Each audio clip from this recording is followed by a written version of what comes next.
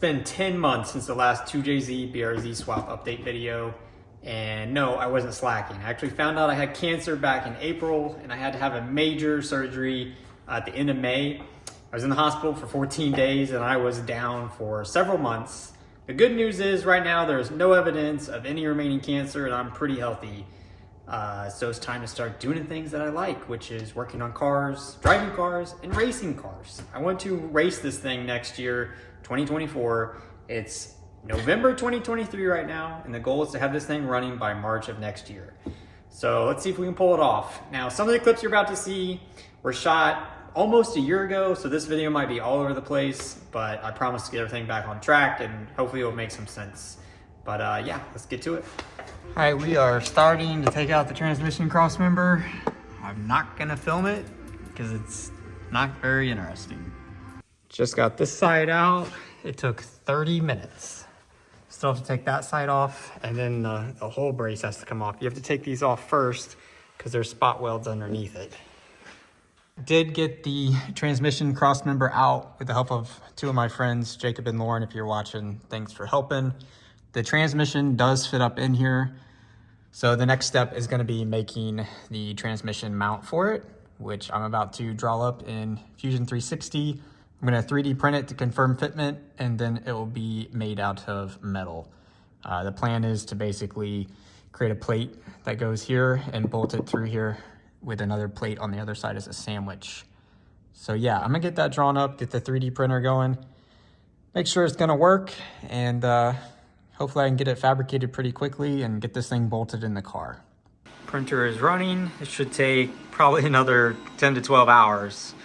In case you didn't know, that 3D printing is pretty slow. I feel like some people think it just cranks it out, but yeah, hopefully these fit. A little hard to hold with one hand, but here is the mock-up of the transmission crossmember. I 3D printed this and we'll get it made out of steel. I'm pretty happy with this fitment here. I'm gonna whip the valve covers off there.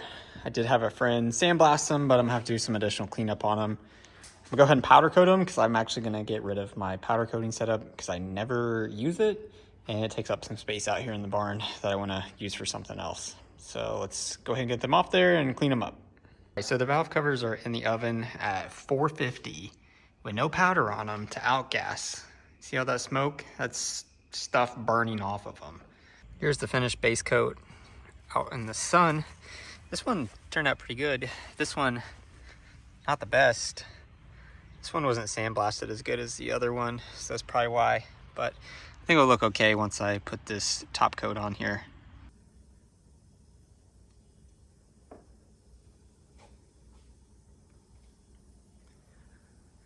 Came out pretty good. Overall, I'm happy with it. Definitely looks better in person than on camera. Not 100% sold on my color choice, but hey, it looks better than they did. Here is the turbo for the BRZ. This is a PSR or Pulsar S369. Spec-wise, this is identical to what is on my Supra, which is a Borg-Warner S369. This was $475. The Borg-Warner version is over $1,100. So yes, this is considered a knockoff, but I have heard really good things about Pulsar, and a lot of people are running them. So I figured I'd give it a shot, see if I could save some bucks. It looks really nice. See if it holds up. Also got the transmission mount made out of steel to go on the car. That's going to be next up once I get this turbo on there. I think I'm going to go ahead and get the transmission solidly mounted in the car so I can get a drive shaft measurement. All right, here's the manifold that I'm going to be running, and you already probably saw this on the car. I had it on there just for mock-up reasons. This is from eBay. It's considered a V2 because it has the V-band flange for the wastegate. The older ones had the 4-bolt pattern. So I have one of these on my Supra, and it's held up fine. It hasn't cracked or anything. I'd say the biggest concern with this is the flange actually flat?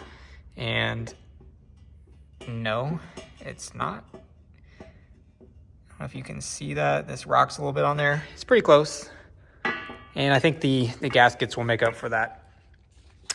The wastegate priority is maybe not the best, especially since I'm gonna have to run a 90-degree elbow on here. So boost creep could be an issue, but we will see. So I'm gonna go ahead, get the gaskets on the car and mount this to it.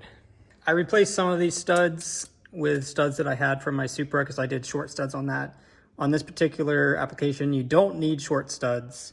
The 2JZ GE that I'm using, the studs are in a lot better location than the GTE, which doesn't make sense since the GTE is turbo, but the twin turbo really affected how they had to do the exhaust ports. So these are actually better placement for turbo.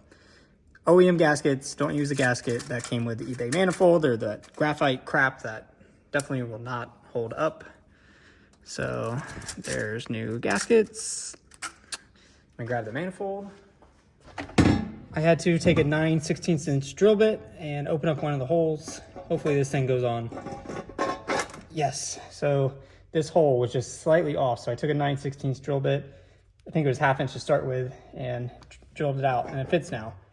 About broke my wrist drilling the thing out, but I couldn't get this in my drill press, so I had to use the hand drill. All right, there is the turbo on the car. It barely clears the front runner, but there is space between there. And I'll be able to get a 90 onto this compressor cover and get the intercooler piping going the right way. As far as downpipe goes, huge hole down there to get one through. I will be curious to see how it fits alongside the transmission, but it should be doable.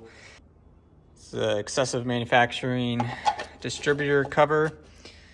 Didn't come with any screws, and the ones that are in the distributor are way too long.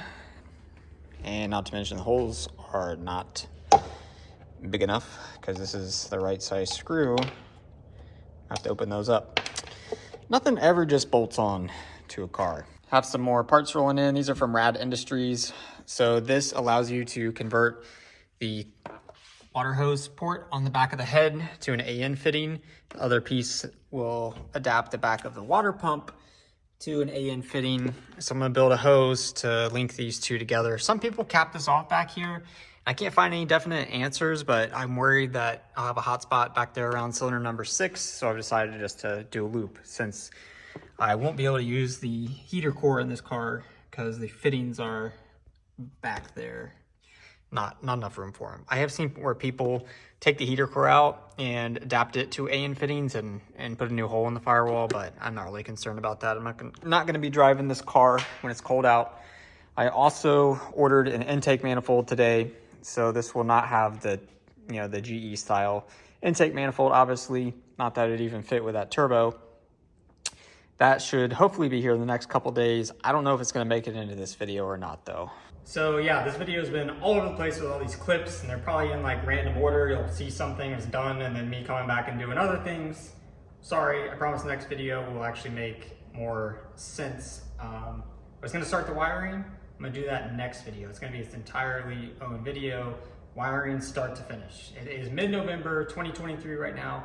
I'm hoping the wiring video is gonna come out before 2024. So yeah, if you wanna see that, subscribe and please don't forget to like the video. Thanks for watching. I'm back.